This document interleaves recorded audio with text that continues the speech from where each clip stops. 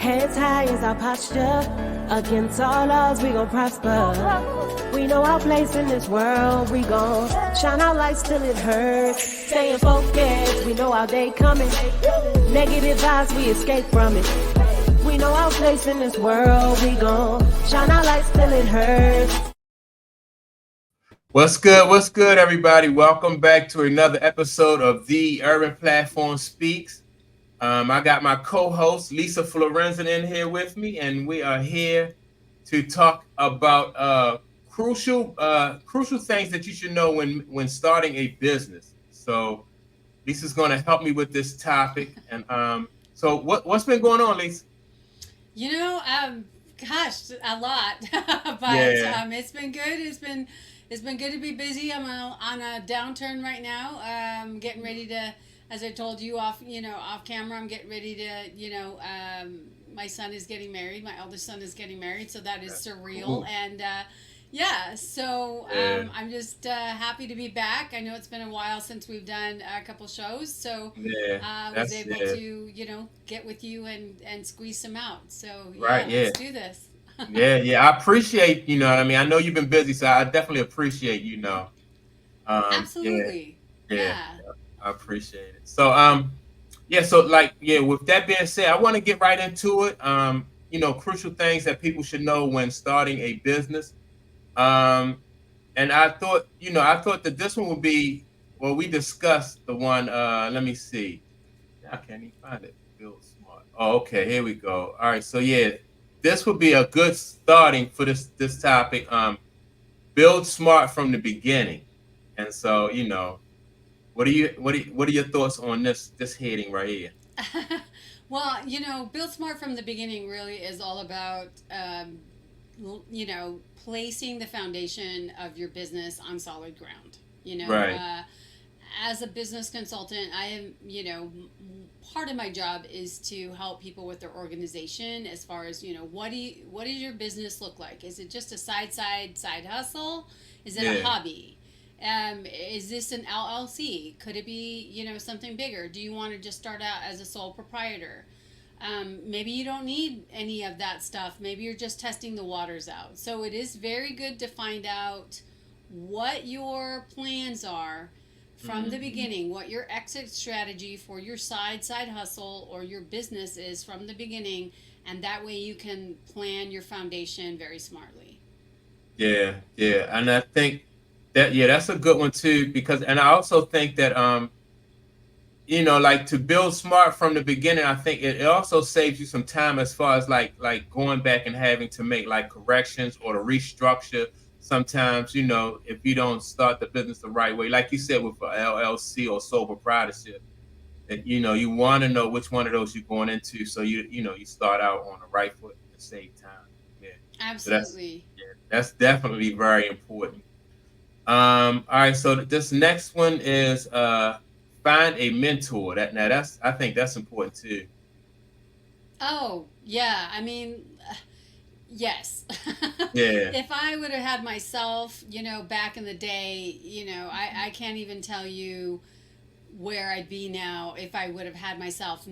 The Lisa now that is on your show, Right. back then when I was starting out, I probably would have just been amazing.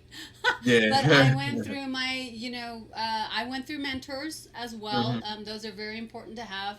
And they help you with real world their experience or real life experience. Right. Yeah. Mentors help you avoid pitfalls, Yeah. that, and you don't have to do what the mentor says, but if you're seeking one, that just means that you are needing some help Yeah. Yeah. outside of your circle of influence. Yeah.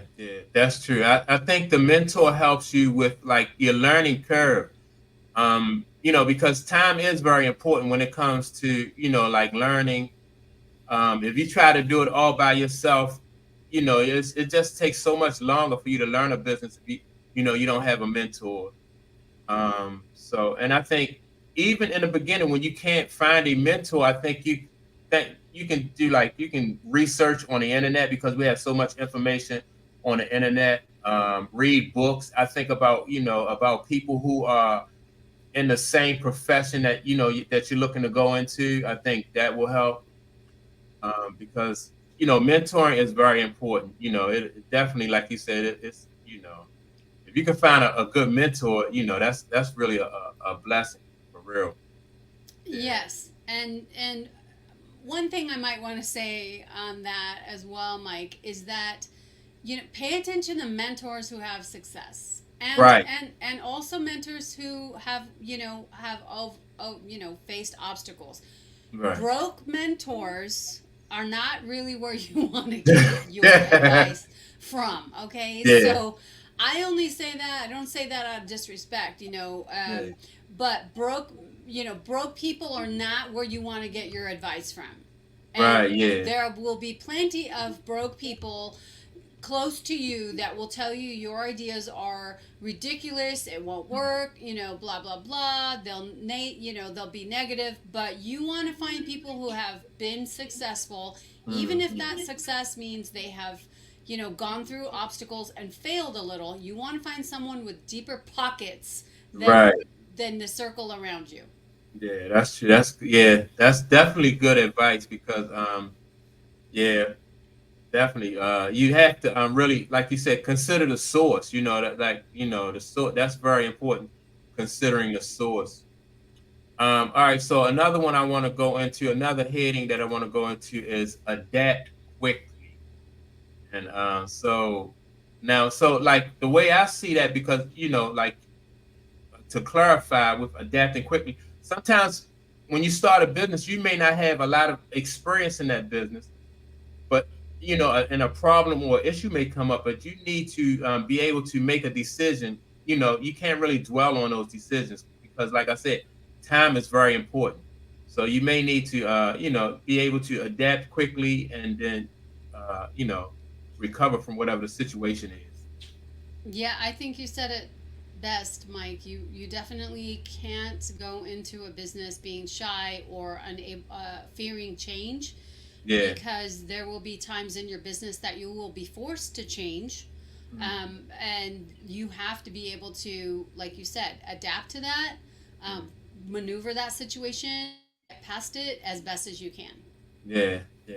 Now, do you find that sometimes it's because sometimes they'll get paralyzed by making a decision. I think sometimes it's worse to not make a decision at all than to make the wrong decision. I think not making the decision is a decision. Um, Right. Yeah, that's true. uh, but you're absolutely right. It's that phrase analysis paralysis. Mhm. I've seen it in other situations. I've certainly had that maybe when I was younger, but I've always been kind of a risk taker, even if I didn't Yeah. analyze the risk very Yeah. well. That's kind of been my nature, to my Yeah. detriment as well. But yeah, you're absolutely right. People tend to overthink a situation till that situation is, dead, gone, it doesn't even matter anymore. And yet they're still sitting there ruminating about it when they should have just, CEOs have to make calculated, quick decisions on the fly. You Right. are the CEO of, I don't care if it's a lawn cutting business, or you're a babysitter, or you are a baker. You are the CEO of your company, and you have to be able to maneuver situations that may or may not be in your favor, and you have to be able to do them quickly. Yeah, that's true. Yeah, that's good information right there. All right. So now we did discuss this a little bit, like so you don't need money to start. Now, the reason why I put this heading down is because now the business that I started out with was carpet cleaning. Like, that was my first business. And so, to cleaning, carpet cleaning, those type of businesses, you really don't need a lot of money. And at the time, I didn't have a lot of money, so those really jobs really suited me well. But sometimes, depending on, like you said, what you're going into, you may not need a lot of money. Yes, very true. There's lots of free opportunities. I mean, I've engaged in them myself. I still do. Mm-hmm. They do take Now, when I say there are opportunities that don't need any money, they absolutely require you to have zero money. They don't ask for a credit card. They don't ask for Yeah, any of that stuff. And then if anybody has any questions on that, feel free to hit me up. But yeah, I'm going to say, to be honest with you, it does take some investment. It takes some capital. For example, you could start your lawn mowing business or a babysitting business, but you might want to just use social media for free to hmm, get your word out. Or if at the very minimum, if you buy a license, that's going to take you, that's going to be a small investment depending on your state or your county, what their yeah, fees are. So again, take a look at the situation. Do you need to have a lot of money to start your business? yeah, Can you operate your business for a little bit without wasting any money on cards and flyers? Or yeah, at the very minimum, can you get by with just a flyer or card or some word on social media? And that really would make your um, again, just depends on what you're doing. A baker is gonna need more resources than a babysitter. yeah, yeah, yeah, yeah. Right. So yeah, like you said, just depends on what type of business you're going into. Yeah. So all right. So let's get to this next one. Now this is one like people should free your time. So like when it comes to like expanding and growing, and it's important to know how to manage the help that you're bringing in. So that's why I chose this heading. Yes, that I think that's a really good point. Personally, for me, like for example, people to free my time. For me, that would be a virtual assistant or an Okay. assistant. So that would help me um, design some tasks and design work that that person can do, and I don't have to be a part of it. I touch Hmm. base with them, maybe once a week and say, how's the project going? And leave it at that. Whoever you bring into your organization, be it a bookkeeper or somebody you're trying to clone as yourself, they should, with ample training, or at least if they know what their jobs are, they should be able to free up your time, meaning you don't necessarily need to micromanage them, Right. making sure things are getting done. You have the confidence in that person that they are able to do the tasks that you have set at hand without you mitigating how those tasks are getting done. Yeah, and that's important because I mean I just think that like because like if you're doing the same job, that the person that you're bringing in is doing, then that's like it's a waste of time. So you should be able to focus on something else, like and be able to grow the business you know while that person is also doing their job. Yes, Um, a great point. yeah. Like for let's use you for example. I want to use you Hmm. for an example because I know you've brought people into your other endeavor and your other venture that had Yeah. the same skill sets as you did, but they hadn't been doing it as long as you did, and for Hmm. whatever reason, they were not maybe not as well qualified. Hmm. So that put you back into a situation where not only you are doing the work hands on, but now you're still doing the business development. You're just Yeah. you're still sending out the invoices. So in a sense, that person was great for a little bit, but they didn't really free you up to Right. do what you could have been doing to expand on your business, if that makes Yeah. sense. Oh yeah, definitely. Yeah, yeah. That's a good example. Yeah, really good example. All right. So the next one is talk is cheap. Now, to get some clarity to this, when I say talk is cheap, it's like I'm talking about people who more so procrastinate when it comes to starting a business. You can see them one week and they'll be on the same. I'm getting ready to start it up. So I think that talk is cheap when it comes to starting a business. I agree in so many cases. I've talked with new entrepreneurs, that again, it's going back to the one some of the topics we just already covered. The analysis paralysis. Hmm. The overthinking. the not having a mentor, the not building your business on a good foundation. I think some of those things tend to overwhelm people. As much information as there is Yeah. at a fingertip, people still get overwhelmed with what is the right information, how they should approach things, how they should Yeah. launch. And all I can say to you is, if you don't have some of the things we've already talked about, a smart foundation, you can't adapt quickly, you don't have a good mentor, you're not building your foundation smartly, you're going to suffer from the jump. Right. So, Yeah. really, you need to take a look at, is this going to be a hobby, or is this going to be something you want to build into your empire? That's the first question you really need to ask yourself, and then Hmm. everything else will fall into place. But those people who you see are still starting a business and they haven't launched yet, chances Yeah. are they're going through one or all of the topics we already discussed, Yeah. and they don't have a plan at all. Yeah. Do you find that some people want, like, they want like a complete roadmap, like they want all of the answers, that, you know what I mean? They try to have everything set up perfectly before they even get started. Yes, and that is a good and bad thing. That is a Hmm. good thing because it helps the foundation of the business, right? If your Okay. business is set up, whether be it a LLC or a sole proprietorship or whatever, at least you're getting the legal parts of what your county or your state requires Right. in a business owner. At least you're banging that out, so that's wonderful. But yes, people get really bogged down with minutia and Hmm. small details that may or may not be relevant to what you're doing right now. And Yeah.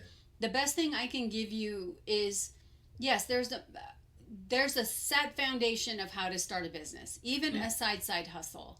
If you even follow 50% of that, you're doing well. But Yeah. you have to, like you said, Mike, you have to be able to adapt quickly and execute decisions in a timely manner. That is Yeah. important. Yeah. Yeah. Absolutely. Especially, being an entrepreneur, that's a good skill to have. All right. So an idea isn't worth anything before it yields results. How you feel about that one?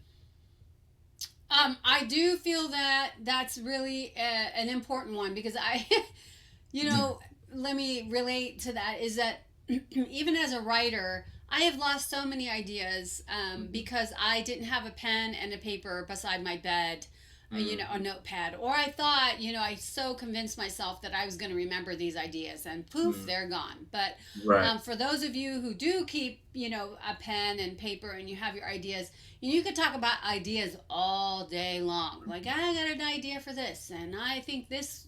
But if you do not set some kind of a, even an outline for how you think that might be a good business, then they're Mhm. just ideas. Ideas you're Right. giving away. Um, Yeah. I actually had a former business consulting client hit me Mhm. up after a couple years and came back, and it was wonderful to hear from him. Mhm. And he had an idea, and he wanted to go out and start talking about his idea. And I said, you don't want to start talking about your idea. If you are afraid of other people taking this idea, then you need to have a non-disclosure agreement, Oh, okay. Right. which is Right. an NDA. And that Mhm. means that, basically you set up the terms where they cannot discuss your business idea with anybody else while you are discussing it with them. And it can be for a period. You can have that NDA for a period of a year or 3 years, whatever, is good. But I told him, like, your idea is brilliant. I'm Yeah. not going to take your idea. I don't have time. But I want you to know that before you start talking about it with outside of our little circle of trust, you need to have that protected. Yeah. Yeah. I've suffered from that before too. Like, I put business ideas out there. I actually had a young lady one time. She took my website from me. I had an idea for a social networking website, and I gave her the name and everything, and she took it and kept it. So yeah, I have it's had that too. It is the most horrible feeling to it have your is. part of your. It's like having your baby stolen. Yeah, yeah, yeah. But I got over it. She wasn't able to. she wasn't able to follow through on the idea, but it just taught me a lesson, about ideas, and Always keep them close to you and always have an NDA. Even, I hate to say this, even with family, mhm. you need to be sure that your ideas are protected. Yeah, yeah, that's big. I know. And then like, what about like acting on your ideas? Like, like as far as like procrastination is concerned, like acting on them in a timely fashion.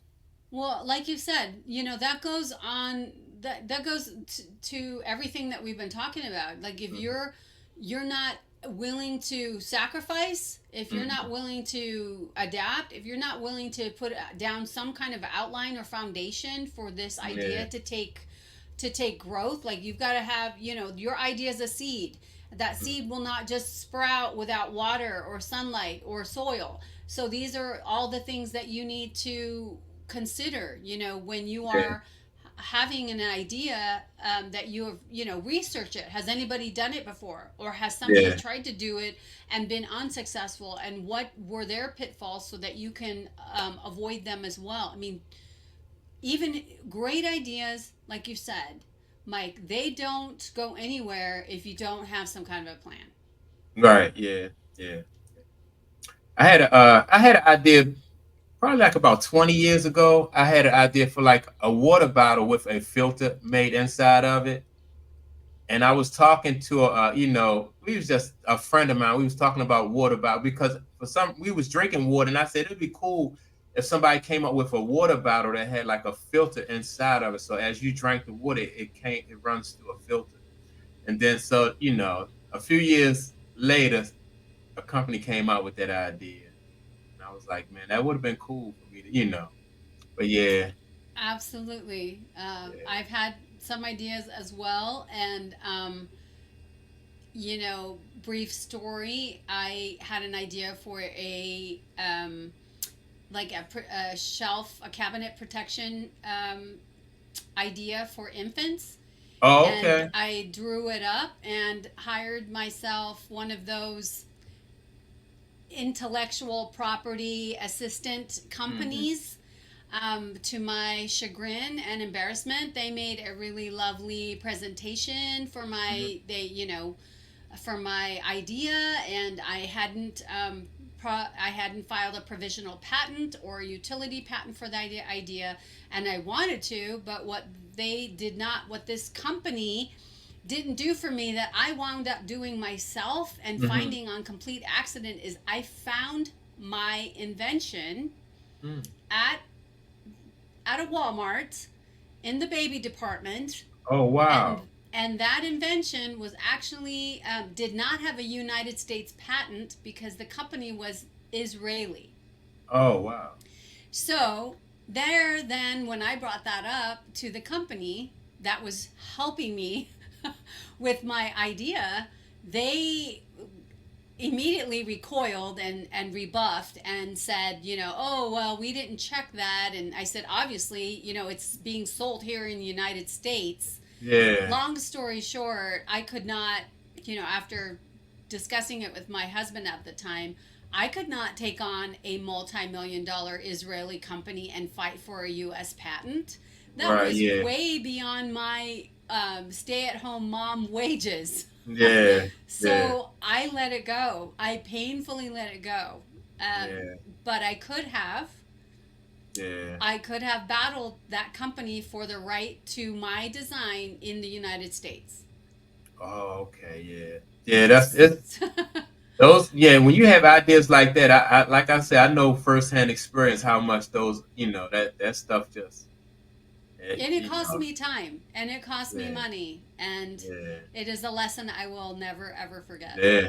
Yeah. Yeah. I'm always careful now about, like how who I discuss my ideas with, and I'll write it down but I won't discuss it with certain people. All right. So let's move on to the next one. This one is nobody cares about your business more than you do. More than you. That is so true. I mean, Uh-huh. like we talked about, the seeds of ideas. Those are your babies. Those are your ideas. Yeah. If you are so lucky to have people that think similarly like you do and see and want these results like you do, and they become part of your tribe, I mean, that is huge when you can find people who are like-minded like you and want to see your seed come to fruition and think that it is a great idea and that the world needs that, or whatever situation needs that service or product. But in the beginning, it's all you. Yeah. This is your love, this is your passion, this is your desire. Until you become that passion, desire filled person for your business, it won't catch on with anyone else. Yeah. Yeah. That's true. And I want to add that like sometimes like people don't have that passion about your business the way you do. You can work around the clock, in your business, but then when like so your expectations sometimes have you have to lower your expectations when it comes to other people. They won't be as dedicated, as you are, and that's the tough part, especially if you're trying to grow. You want people to have that same dedication as you, in your business, but they don't. A lot of times it don't work out like that. That's true. And I think it really, in my humble opinion, I think it just boils down to really, really waiting and screening the people that you bring on board. Hmm. A lot of companies have, a 90-day probationary period, right? When you Hmm. go work for someone, because they want to test you out. And in return, you get to test them out. They may not be what you originally thought. You might have gotten sold a different, bill of goods by the time you got into that position. It's Yeah. not, unicorns and rainbows. So yes, absolutely. I think part of that is really finding people who embrace what you have to offer Yeah. and think to themselves, wow, you thought of something I could have never done or I always wanted to do and I never did it. Well, those are the kind of people that share your mutual passion for that. And I think that they're better to have than people who are just, not engaged with what you're doing. Right. Right. Yeah. Yeah. And that's the thing. Um, Sometimes it's not always easy to find people that are going to be engaged. So, and that's tough. But yeah, I guess that's why I like the big companies are the big companies. They just have a formula for finding people and also being able to replace people. Like if they because a lot of jobs have high turnover, but that don't mean they find a way where the high turnover don't really affect their like the quality of their business or the stability of their business, and that's hard for small entrepreneurs. Very true. Yeah. All right. So, and this is the last one. I don't think we spoke about this one. Be ready to make sacrifices. So, what is your take on this topic? Well, it really just encompasses everything. I think you have to. I don't care if you're a babysitter or a tech billionaire. You got to be able to make sacrifices as far as you might work a 9 to 5 and then you want to start a side hustle that's going to take time away from something else. Maybe it's going to take time away from your hobby or your family or your friends or going out having a good time or watching Netflix. You have to be able, Yeah. you have to decide what's going, if you want something better for yourself, then that what is it that you're doing right now that is not better, and how can you get rid of that or make more time away from those activities to dedicate to your side hustle, to dedicate to your business. It all requires sacrifices, either from your family, your friends, Yeah. yourself. And if you're not ready to do that, then you should not be an entrepreneur. Period. End of story. Right. Yeah. Yeah. That's all good information. All good information. So I want to ask you now one topic that we didn't have on there, but I just thought of it, right? So in your opinion, how important is it to love what it is that you are doing? 110%, I Yeah. think. You know, Yeah. there's people who enter, school thinking, oh, I want to be XYZ, and then they go and Mhm. they get in there and they go, oh my gosh, I don't want to do that. Or, Yeah. it goes with jobs too. It goes with find what you do. I can't tell you how many times I've reinvented myself, but at the very core of everything, Mike was always consulting, was Mhm. always advising at the very Yeah. core. So, you got to find what it is that moves your internal needle, and Mhm. then that will move your profit needle. If you're doing what you love to do, what brings you joy, that will catch fire, Yeah. and people will know. If you are doing something that you are just doing to get money and get by, eventually that will catch up with you. Right. Yeah. Yeah. That's excellent. Excellent advice. Yeah. Because, and even though, like, I remember when I first started my carpet cleaning business, and a friend of mine asked me, did I like carpet cleaning? And I really did. I really did. I realized that it was like a science to it. And then so I used to, research and look at the different type of fabrics and the different, the chemicals and stuff that it took to remove the, like dirt and color from carpet. So yeah, I grew to really, to really like it. But and I also think that, even if you can find something that you like within anything that you're doing in order to make that journey a little bit more easier for you. You know what I mean? Because I mean, even if sometimes you have to take a job that you don't really like in order to get where you want, but then for your own sanity you have to find something in that job that I'm thinking that you really like in order to to keep That's a sane good and be able to point. move forward. Yes. Yeah.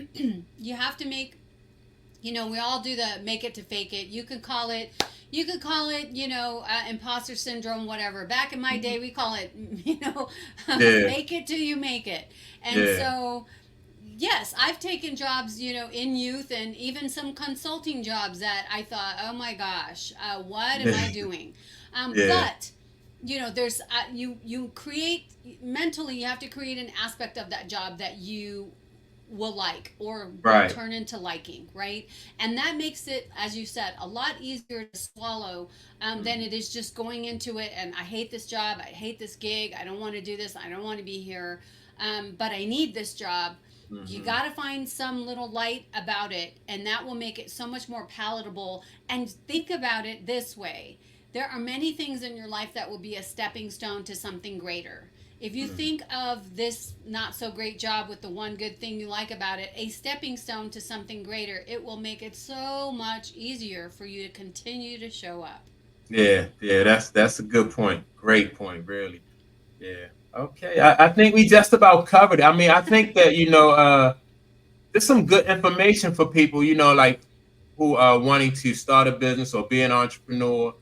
And even if they don't want to be an entrepreneur, like we just said, finding a job or career, I think this information will definitely help people, with that too. So, and I appreciate you coming on and giving me your insight and your lending your expertise. I mean, I Of appreciate it. course. Yeah, well, Yeah. and I want to say, Mike, we love the fact that this little channel that you did maybe a year and a half ago is growing, and we Yeah. so appreciate the fact that you're tuning into our shorts or our longer material, whatever it is that we're saying.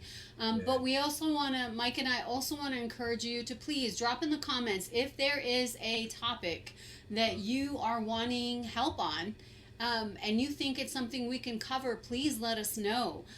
We are always on the lookout for whatever relevant information will help you throughout your day, your life, your career. That's why Money Mondays and the Urban Platform Speaks exists. Yeah, absolutely. Yeah. Well said. Well said. I appreciate it. Yeah, and so now with that being said, make sure to go to Kabam, myspreadshop.com and check out the merchandise. Now have you did the last time I spoke to you, you did say you had some you redid the website? Well, you Yeah, had I some new was working merchandise. on it. I'm still working on it too. All right. I'm not a drawer, I'm not an Yeah. artist in that way. I have AI to help me with that. But Yeah. yeah, some of the designs I'm reworking. So they're not, somebody said they love my store, but everything was square. And Oh, I okay. saw that, I thought, oh, you're right. All my designs are square. That's because I didn't learn how to make them, open. Yeah. So I'm learning to do that. And so some of the designs will come back onto the store in Okay. a different form, the same type of design, but not so square. And I'm Yeah. creating new things, new designs that I haven't yet launched. So, Yeah. yeah, if you guys like my designs, at least drop me a line and say they're great or they're not, and let me know what you'd like to see. And I'll be happy to try to design something around any comments. Yeah. I mean, I actually like the square designs because I thought it made like it made it unique and it made it stand out. So I thought that was cool though. I Well, thought the I thank designs were you, cool. Mike. Yeah. Yeah, I appreciate that. Yeah. Yes. Yeah. But all right. So with that being said, man, we appreciate you, everybody who tune in and like Lisa said, make sure to leave a comment so we can know what what you want to hear about in the future with these videos. And with that being said, like I said, we appreciate you and we will see you on the next episode of The Urban Platform Speaks Money Monday edition. And we are out.